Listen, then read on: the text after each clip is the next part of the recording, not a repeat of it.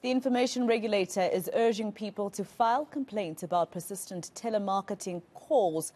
This because most are not complying with the POPI Act. The National Consumer Commission oversees the protection of consumers in relation to POPI Act non-compliance. To discuss this further, we are joined by the Commission's Secretary Joseph Silolo. Thank you so much, Mr. Silolo, for your time.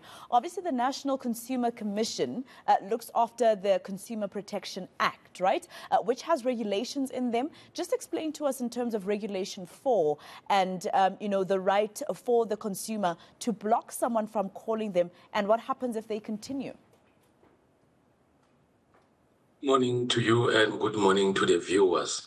So the Consumer Protection Act contains the provisions that deal with direct marketing, and amongst those provisions, it's a provision that empowers the Commission to create a register where consumers can then register their own preemptive block.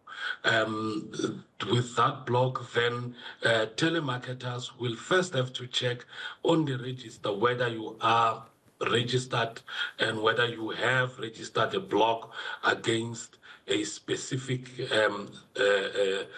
supplier from contacting you or in general. All right. So what does it say? I mean, yesterday, for instance, we did speak to an advocate, about the POPI Act in terms of the regulation, right? The Information Regulator about the POPI Act. And of course, you're a custodian in terms of the Consumer Protection Act. Do you have a database of the... Please repeat your question. The last part I didn't get. Do you have a database